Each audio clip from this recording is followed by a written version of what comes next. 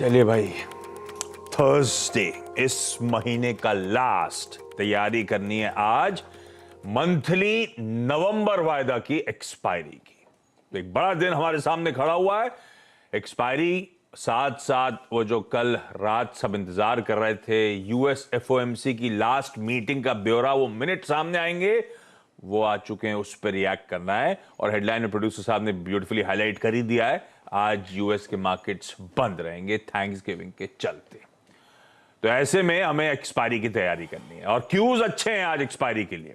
कल हमने volatile session देखा था, वो आपकी स्क्रीन्स पर वो रेंज में ही सिमटते हुए कल भी भारतीय बाजार नजर आए। क्यूज थे कि रेंज को तोड़ेंगे, इवेंचुअली ऐसा हुआ नहीं। उस जो दायरे की इतने से चर्चा हो रही है, उसी दायरे के बीच सिमटते हुए आखिरी में जाते जाते वो जो हम कहते हैं ना पेनल्टीमेट सेशन D-1, आजकल सारे जलवे उसी के हैं। वो देखिए एक्सपायरी रिलेटेड मूव्स तो क्लियरली स्क्रीन्स पे प्ले आउट होते हुए कल नजर आए थे। और क्यूज आज के लिए अच्छे हैं। वैसे अच्छे ऐसे भी हैं कि यूएस का बाजार बंद रहेगा तो अपनी मनमौजी चलेगी, लेकिन वैसे भी वो जो यूएस के फेड के मिनट सामने आए थोड़े से इनकरेजिंग है। वो जो स्टेप डाउन करेगा फेड, लगातार 4 बार 75 बेसिस पॉइंट्स के हाइक्स, यानी कि 3/4% के हाइक्स के बाद ठंडा पड़ सकता है, कुछ दरों में बढ़ोतरी का क्वांटम रिड्यूस कर सकता है। इसी तरह के इंडिकेशन वो मिनट्स में आ रहे हैं।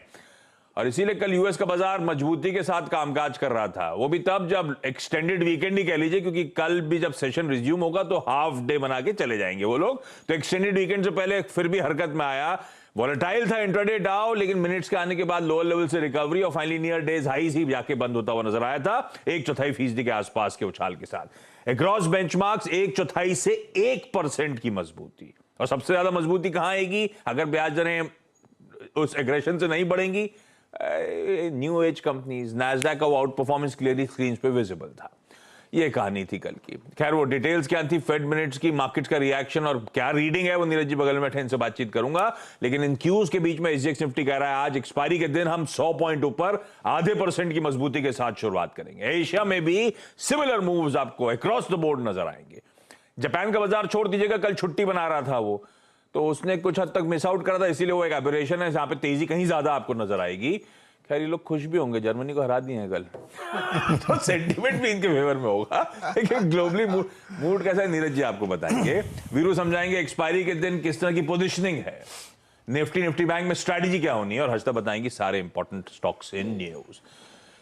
सऊदी अरेबिया ने छुट्टी रखी थी, जापान ने छुट्टी नहीं रखी, खुश नहीं है इतना ज्यादा। हाँ अच्छा, इन्होंने एडवांस भी ले ली। मैच देखनी छुट्टी देनी, मैच की बात क्या रखा है। सही बात। आज फिर छुट्टी देते तो लोग आपस में ऑफिस में एंजॉय कैसे करते, बातचीत कैसे करते, उन लम्हों को जो जीत गए उसकी बात करना। तो ठीक है, जिस दिन मैच हो उस दिन छुट्टी दे देनी चाहिए आपको। उसके बाद भी देनी चाहिए। हाँ, एक्सटेंडेड वीकेंड में वो भी जा सकते थे। जापान में तो बनता है आशीष, क्योंकि आपने देखा है स्टेडियम में जापानीज स्पेक्टेटर्स ही हैं जो पूरा स्टेडियम साफ कर रहे हैं जाते जाते। बड़ा वीडियो वायरल हो रहा है। कमाल है वो कल्चर का कमाल है एक्चुअली। मैंने भी अपनी टेबल साफ करता हूं, जब तक आप अपना ग्लोबल क्यूज बताओ कैसे रहा। ये पहले तो फेड मिनट्स का निकल के आया, ये वाकई क्या क्लियर कट इंडिकेशंस हैं कि अब ये 4 बार के 75 के बाद दिसंबर में कुछ बाजार रिएक्ट